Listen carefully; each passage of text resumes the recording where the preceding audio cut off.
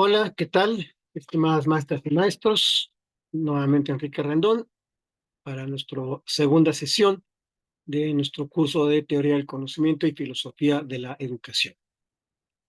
Vamos a revisar unos cuantos apartados. Les voy a compartir aquí la pantalla nada más para irnos guiando. Eh, Saludos a nuestro rector de la Universidad de la Singularidad. Y bueno, entremos en materia. En nuestra sesión 2 vamos a repasar algunas concepciones filosóficas sobre la educación en la antigüedad. Es un tema breve el que vamos a revisar hoy, pero muy sustancioso. Aquí podemos ver este gran cuadro, ¿no?, del Renacimiento que se llama precisamente la Academia, es la Academia de Platón. Platón es el que está en el centro, el hombre viejo, señalando con su mano hacia abajo, hacia arriba, perdón, eh, y Aristóteles que está junto a él, señalando hacia abajo. Con estas dos visiones, la de Platón, de que el mundo de las ideas es el verdadero mundo, la verdadera realidad, que esta realidad concreta no es la verdadera realidad, es un mundo de sombras, y Aristóteles diciendo no, que este mundo en el que estamos empírico es la verdadera realidad. Bueno, vamos a ver qué nos dicen estos pensadores de la antigüedad acerca de la educación, cómo la concebían. Lo primero que tenemos que ver ahorita es precisamente la paideia griega. ¿Qué es la paideia? Digamos que hoy le llamaríamos pues como una especie de modelo educativo, por decirlo de alguna forma. Paideia, de hecho, en griego significa educación o formación. Ujú. Y a su vez también pai o pais significa niño. Entonces, la paideia para los antiguos griegos pues era el proceso de crianza de los niños y entendida esta paideia como la transmisión de valores, o sea, un saber ser y saberes técnicos, un saber hacer que son inherentes a la sociedad. Entonces, esta paideia se centraba pues en los elementos de la formación que harían del individuo pues una persona apta para ejercer sus deberes cívicos.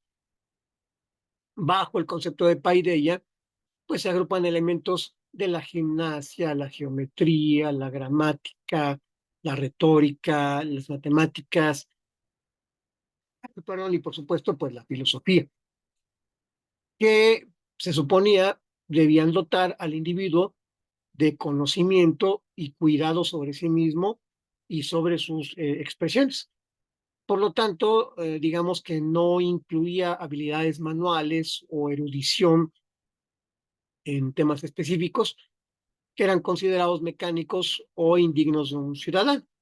Entonces, el primero en configurar la paideia como un humanismo cívico integral fue un orador y un pedagogo griego que se llamó Isócrates, nada más como para darles el dato. Uh-huh. Entonces, la idea de paideia, pues estaba, o la idea más que la idea, el ideal de la paideia estaba dado por la estructura específica de la polis griega, es decir, de la ciudad griega, en que una casta relativamente reducida de ciudadanos, exentos de las necesidades manuales, con la excepción de la guerra, pues dedicaban su vida a la participación en los asuntos cívicos. El dominio cuidado de la lengua griega, pues distinguía a los locales de los forasteros e inmigrantes. La expresión oral, cuidadosamente elaborada, correspondía la obligación de mostrarse como un individuo refinado en el agua, donde pues las habilidades persuasivas resultaban cruciales. Uh-huh. Ese era el ideal, ¿no?, de la paideia. Entonces, las ciencias puras indicaban una disposición de ánimo objetiva y poco concernida pues con los asuntos mundanos, una cualidad deseada pues digamos que en un potencial legislador. Entonces tenía que ver con la cultura, con la educación, con la pedagogía, con lo que se conoce como se me fue ahorita el nombre, la humanitas. Uh-huh. Era como una enseñanza, digamos, como en humanidades. Esto, digamos, es como este ideal de la paideia, ¿no? De que tuvo mucha influencia esta paideia de Isócrates, sobre todo en Atenas. ¿Cuál era el objetivo de Isócrates? Pues era construir una práctica de la educación y la política que aportara validez en la práctica, pues, deliberativa, democrática, sin dejar de ser intelectualmente respetable. Claro, esto paideia no era para todos, no para una élite. Entonces, Isócrates, pues, pretendía fomentar el amor a la sabiduría en su público, haciendo que aplicaran, pues, un principio de coherencia intelectual a sus vidas. Y el aspecto fundamental de su paideia, pues, era la coherencia en los niveles individuales, cívicos y panhelénicos, perdón.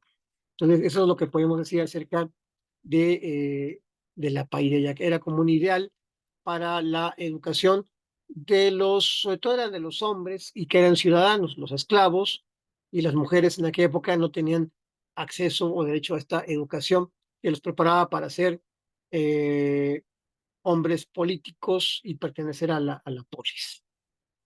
Eh, y esto, bueno, en este contexto nos va a llevar a hablar sobre Sócrates y su mayéutica. Sócrates, bueno, fue uno de los primeros filósofos, algunos le llaman protofilósofo, nada más por el simple hecho de que no dejó escrito nada, pero el que no haya escrito nada no implica que no haya pensado, no haya filosofado.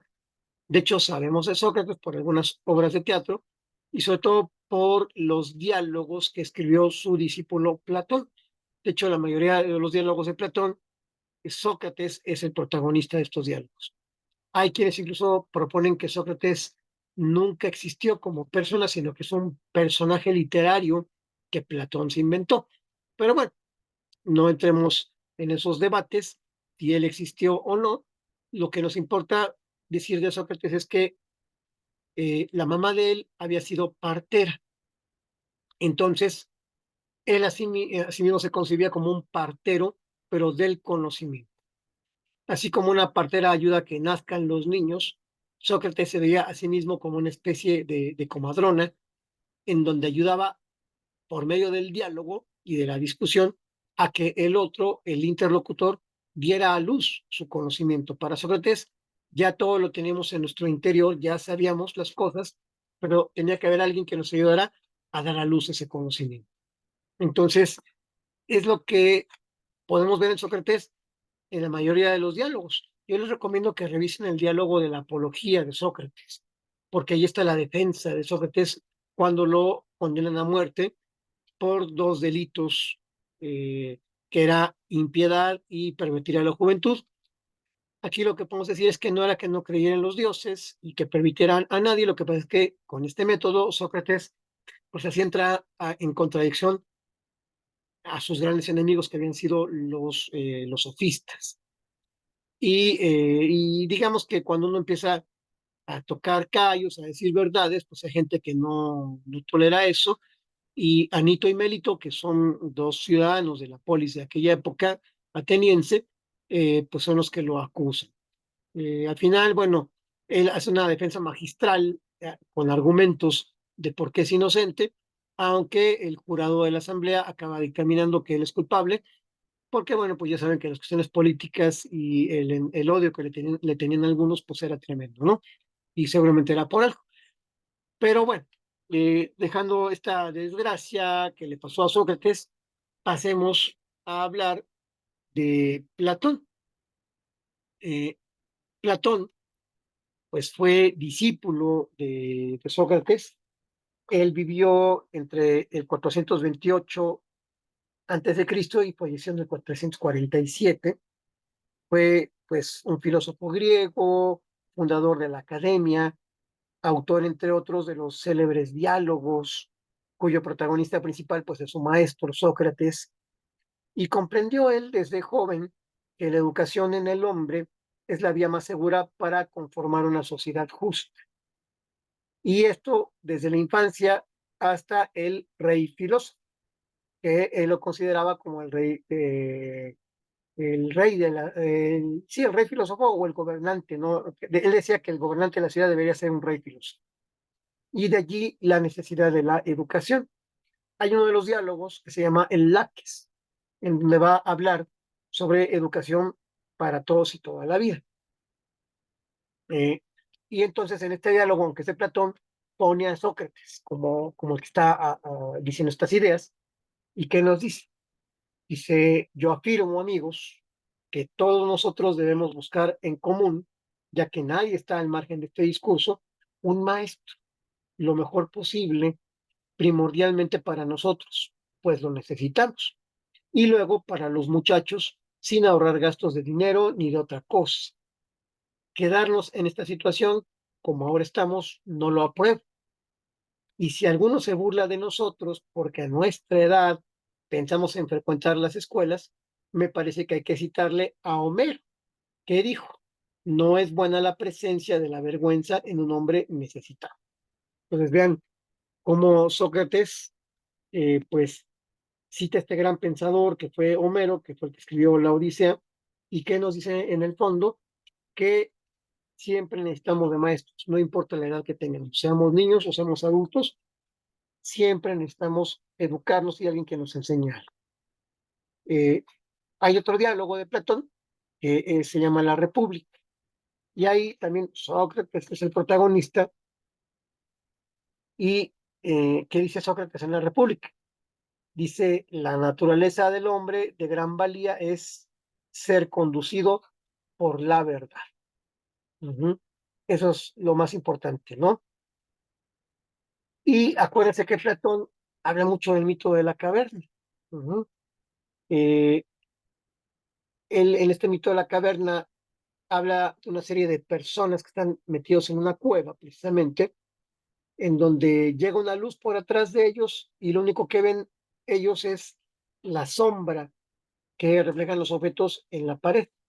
Y estos hombres piensan que esas sombras es el mundo real. Pero hay uno de ellos, uno de estos hombres que se atreve a salir de la cueva y sale a la luz y se da cuenta que lo que veía o lo que él creía que era el mundo eran puras sombras. Para Platón, este mundo concreto, empírico, es un mundo de sombras y que la verdadera realidad está fuera, fuera de esta caverna. Entonces, él va a decir que fuera de esta caverna están las grandes ideas. Ujú. Y la idea de bien, pues es la causa de todas las cosas, digamos, rectas. Entonces, para Platón, Sócrates, porque pues, son prácticamente casi lo mismo, van a hablar sobre el arte de la educación. Va a decir que la educación sería el arte de volver ese órgano del alma, es decir, nuestro conocimiento, de un modo más fácil y eficaz en que pueda ser vuelto, más no como si le imponiera la vista, porque pues ya no la posee, sino, dicen ellos, posibilitando la corrección, es decir, tenemos que ver las verdaderas ideas, ¿ah? Y que la educación consistiría en salirnos de la caverna para ver las ideas tal cual son. Eso sería como la parte o de la visión de Platón. Este método dialéctico o método dialógico, que se da por medio precisamente del intercambio de ideas, es un auxilio del alma para salir de la ignorancia. O sea, ¿cuál sería la educación para Platón? Que por medio del diálogo salgamos de la ignorancia. Y si salimos de la ignorancia, estamos en un proceso educativo, para ponerlo en palabras un poco más modernas, ¿vale? Eh, entonces, este método dialéctico pues, es el único que marcha cancelando pues los supuestos hasta el mismo principio a fin de que se consolide allí. Y dicho método empuja poco a poco al ojo del alma cuando está sumergido realmente pues, en el fango de la ignorancia. Vean cómo Platón dice que la ignorancia es como un fango y tenemos que salir de ahí. Y este ojo del alma nos eleva a las alturas, utilizando como asistentes y auxiliares para esta conversión pues, a las artes, a las ciencias, a los conocimientos. Y estas muchas las hemos llamado ciencias por costumbre, pero habría que darle pues un nombre más claro, sería como el pensamiento discursivo, es decir, por medio de la razón y del diálogo podemos salir de la ignorancia, ahora le podemos llamar intercambio de ideas y podemos llegar a la verdad y estar más educados. Eso sería, digamos, como el método dialógico y su relación con la educación para Platón. Y después pasaremos a hablar de un discípulo de Platón, se llamó Aristóteles. Aristóteles está con él en la academia durante 20 años, hasta su muerte, de Platón, pero ya después él se distancia de las ideas de su maestro, ya cuando Platón fallece. Y también va a hablarnos mucho de la educación moral, sobre todo en dos grandes obras, en la política, que son una de sus grandes obras de Aristóteles, y en su ética, sobre todo en la ética a Nicómaco. Entonces, él va en la política a hablar mucho sobre la ciudad y la felicidad. ¿Qué, ¿Por qué la felicidad de la ciudad? No, de hecho, la palabra política viene del griego polis, que significa ciudad.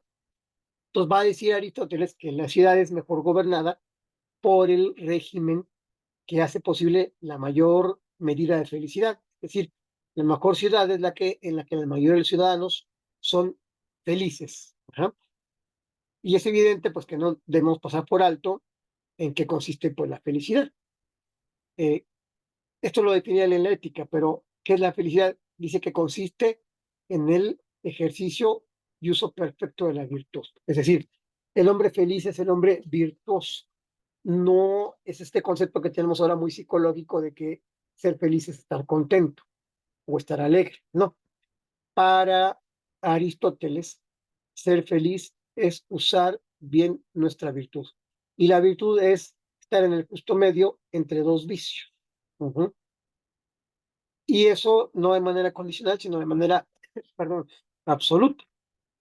Entonces, ¿cómo podemos ser felices y cómo podemos ser buenos? Dice Aristóteles que necesitamos tres factores que son absolutamente necesarios, ¿no? ¿Cuáles son estos tres factores? La naturaleza, el hábito y la razón, ¿no?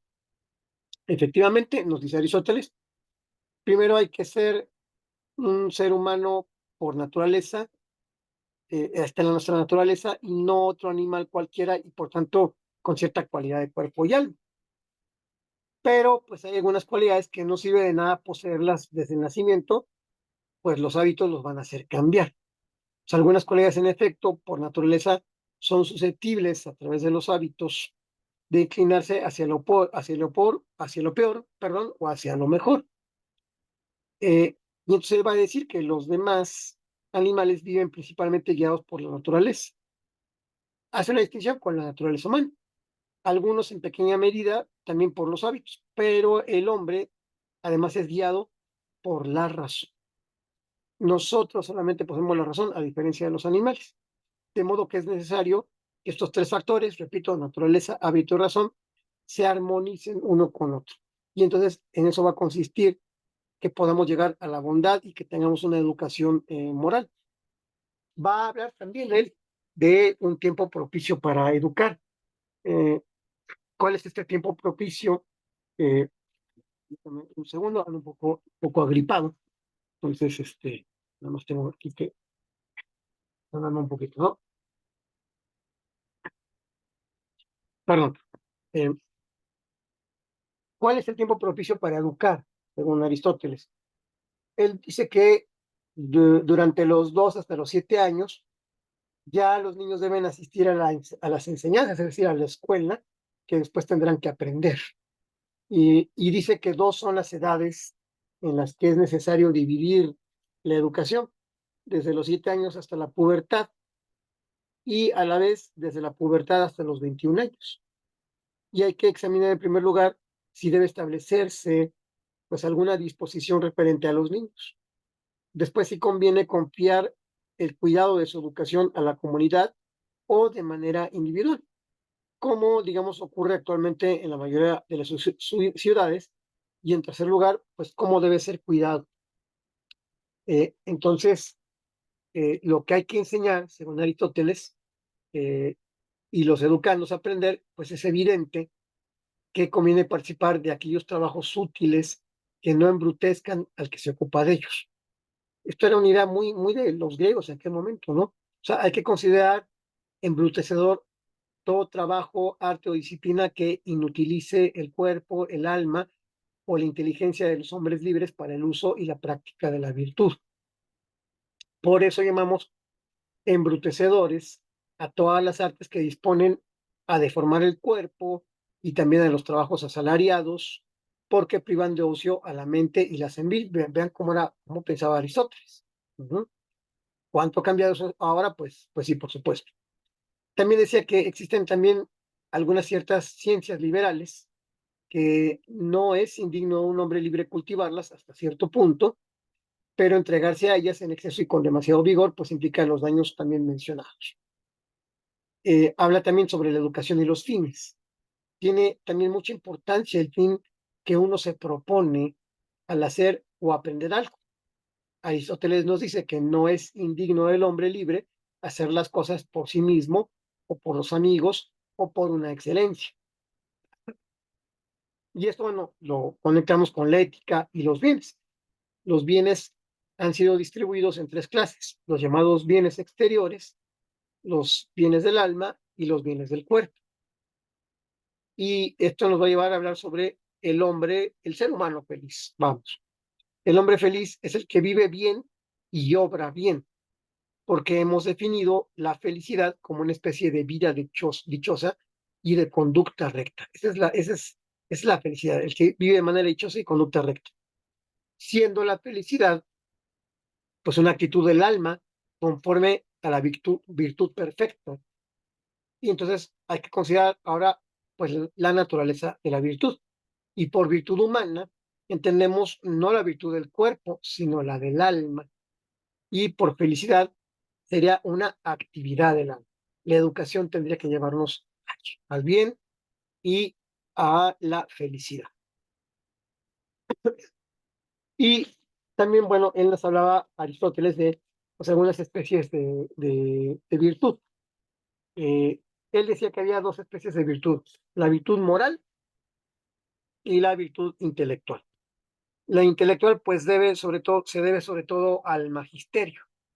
Ellos nos ayudan a esta virtud intelectual y por eso, pues, ha menester de experiencia y de tiempo. Lleva tiempo adquirir esta virtud intelectual. En tanto que la virtud moral, pues, es fruto de la costumbre, de la cual, pues, ha tomado su nombre, ¿no? Por una ligera inflexión del vocablo. Moral viene de moris, que significa costumbre. Entonces, estos son los elementos que Aristóteles, a grosso modo, nos habló acerca de la educación. Posteriormente, bueno, vienen los filósofos romanos. No hablaremos ahorita prácticamente de ellos, pero sí hablaremos de un filósofo que está al final de la edad antigua, eh, pero que ya es cristiano. Es decir, la antigüedad incluye a los primeros cristianos como pensadores como Plotino o como Agustín de Hipona, y Agustín de Hipona tiene algunos elementos importantes que aportarnos para la cuestión del aprendizaje y de la educación. Agustín de Hipona vive todavía a finales de la época de la decadencia del Imperio Romano, pero él ya tiene una formación religiosa cristiana.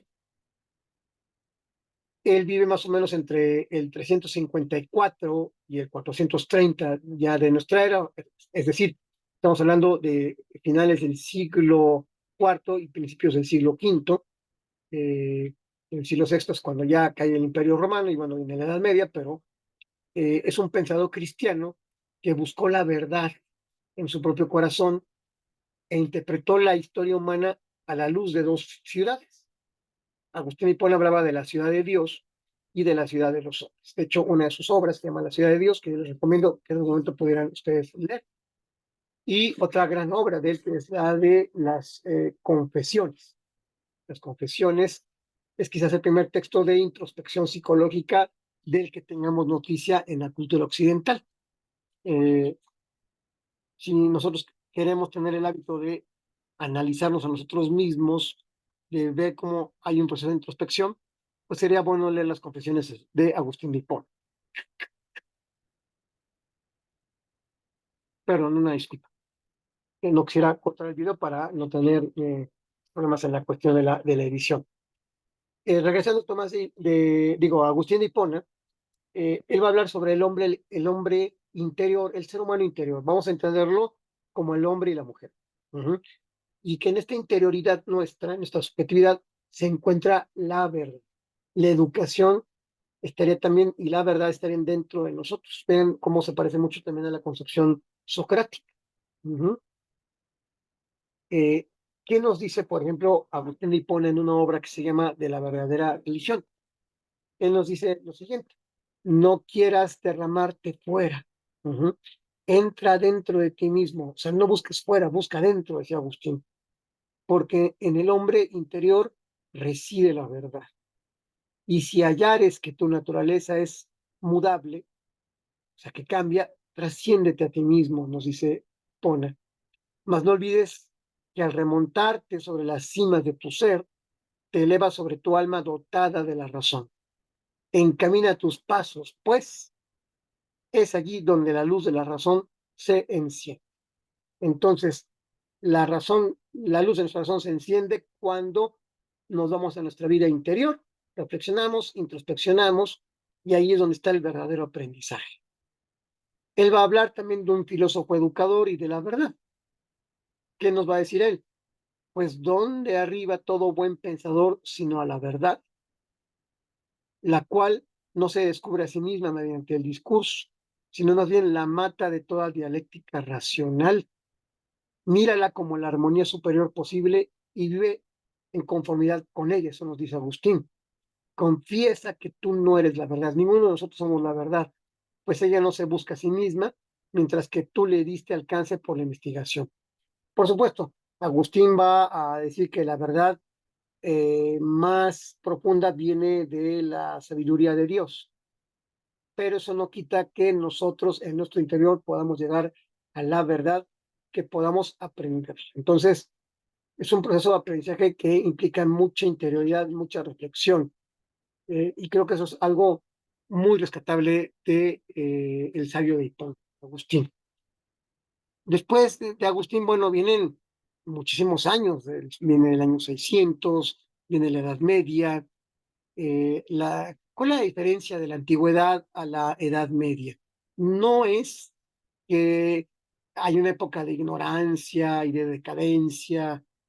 Lo que va a pasar es que el conocimiento de los griegos, de los árabes, de los latinos, va a ser resguardado en los conventos. Las obras van a leerlas unos cuantos, se van a traducir al árabe, muchas de ellas. El evento más importante de transición de la antigüedad a la Edad Media no es un declive cultural para nada, es que las grandes ciudades, las grandes polis, entran, es así, se dejan de existir las grandes ciudades y todo se convierte en pequeñas villas, en pequeños feudos, de ahí que a la Edad Media también se le llame feudalismo. Es decir, las grandes epidemias acaban con las grandes ciudades, y entonces esos 900 años sigue habiendo cultura, sigue habiendo conocimiento, pero no en grandes ciudades, sino en pequeños poblados, en pequeñas villas, con señores feudales. Que estos 900 años van a ser luego la preparación para la modernidad, pero bueno, es en esta época en donde se va a dar la escolástica medieval. Medievo significa la mitad. De hecho, la palabra medieval la inventan los renacentistas para diferenciar su pensamiento renacentista del pensamiento antiguo griego y romano. ¿Qué hubo entre los romanos y los griegos y nosotros los renacentistas? El medievo. Entonces es un concepto renacentista, pero que se aplica para diferenciar. En esta época medieval es donde se encuentra la escolástica. Viene del latín scolum, que significa escuela. Es decir, las escuelas en estos 900 años de feudalismo, de villas, van a ser resguardadas en los conventos. Los conventos van a ser lo que sustituyen a la Academia de Platón, al Liceo de Aristóteles, a la Escuela de Alejandría, eh, y solamente van a ser los religiosos los que van a tener acceso a esta educación privilegiada, a la lectura de estas obras. Hay un libro que yo recomiendo mucho leer que se llama El nombre de la rosa, que es de Humberto Eco. Incluso por ahí hay una película que la pueden ver con Sean Connery, donde solamente unos cuantos religiosos pueden leer las obras de Aristóteles, de Platón, eh, porque están vedadas al gran público. De hecho, la mayoría de la gente no tenía instrucción, no sabía leer, no sabía escribir. Pero bueno, eh, hay un gran escolástico del que tenemos que hablar, y que se llamó Tomás de Aquino. ¿Quién fue Tomás de Aquino? Es el máximo representante y el canto del cisne, por decirlo de alguna manera, de todo el medio. Eh, Tomás de Aquino retoma el pensamiento de Aristóteles que estaba prohibido y nos rescata a Aristóteles y lo pone al servicio del pensamiento cristiano y el pensamiento occidental. No podemos hablar de una filosofía cristiana, el cristianismo es una religión, es una forma de vida, es una cultura que prevalece después de la cultura antigua, pero que Tomás de Aquino eh, le devuelve la dignidad y el valor que tuvo el gran sabio de esta gira que fue Aristóteles. Entonces, Tomás de Aquino, que nace en el 1225 y fallece en 1279, estamos hablando del siglo XIII, es quien nos prepara el camino para lo que después va a ser el Renacimiento. Fue un gran filósofo, un gran teólogo cristiano y fue autor pues, de dos grandes obras como fueron la Suma Teológica y la Suma contra Gentiles. La Suma Teológica, bueno, es lo que trata de demostrar por 5 vías racionales aristotélicas, trata de demostrar la existencia de Dios.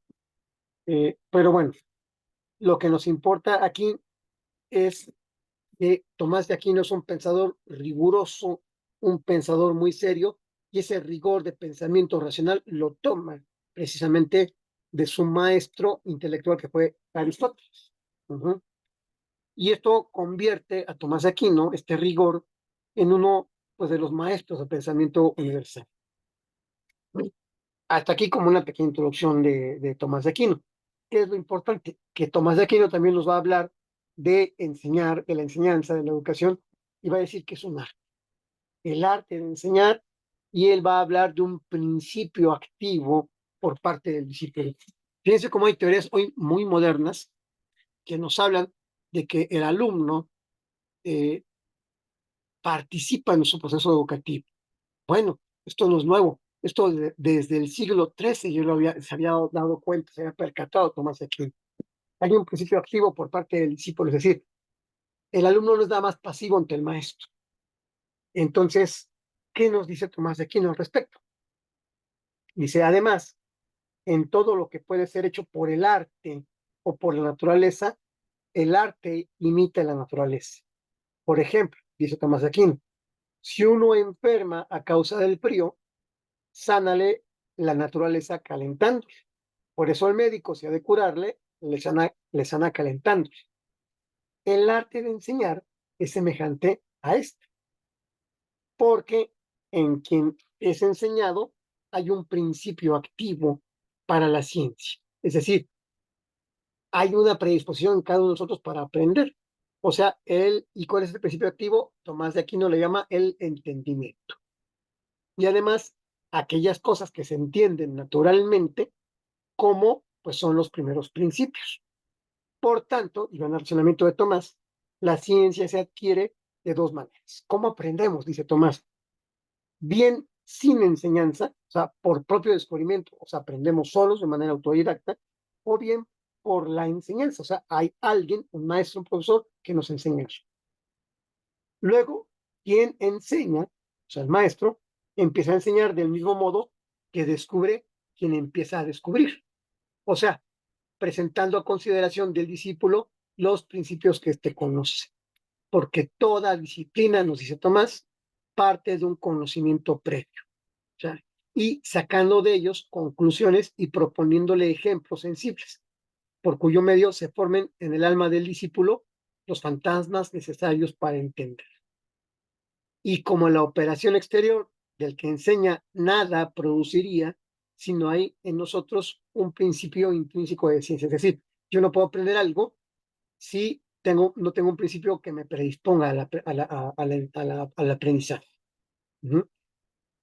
Luego así causa el maestro la ciencia en el discípulo. O sea, el maestro sí causa el conocimiento, pero porque el alumno tiene una predisposición a aprender. Entonces, ¿qué nos dice Tomás de Aquino? El maestro es una causa instrumental en donde tenemos un entendimiento que él va a llamar el entendimiento agente. O sea, primera idea, dice, El hombre que enseña exteriormente es como la causa instrumental que propone el entendimiento de los medios que le llevan al saber. Es decir, yo, maestro, soy la causa instrumental de que el entendimiento del alumno pueda saber. ¿No? Otra idea que nos dice Tomás de Aquino: nadie aprende algo sino en cuanto llega a tener certeza de su conocimiento. Pero la certeza del conocimiento se halla en nosotros gracias a los principios naturalmente conocidos por la luz del entendimiento agente. Luego, al entendimiento agente conviene principalmente enseñar. Y esto lo dice en una obra que se llama De Veritate, o acerca de la verdad.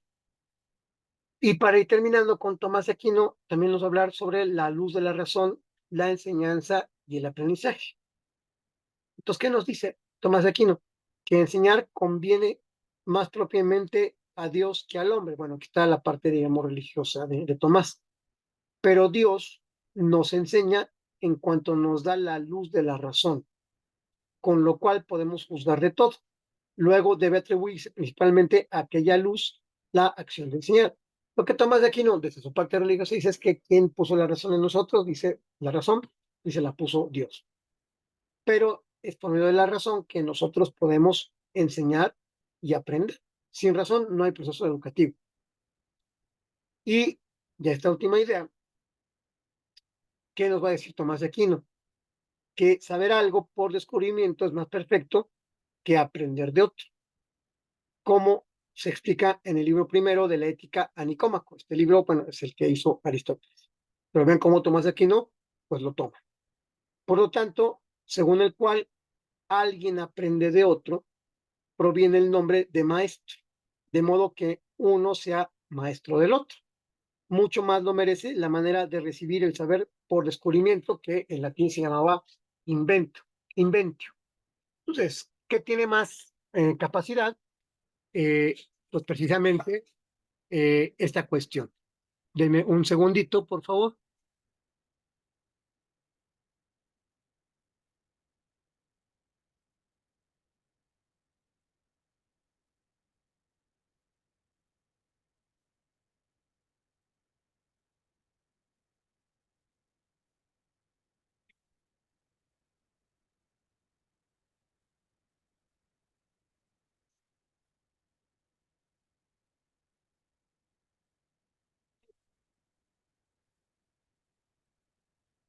A ver, estoy grabando.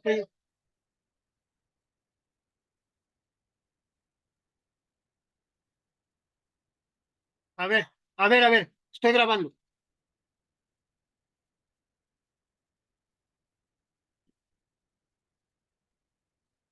Pues bien, hemos llegado al final de esta sesión, donde vimos a estos pensadores de la antigüedad.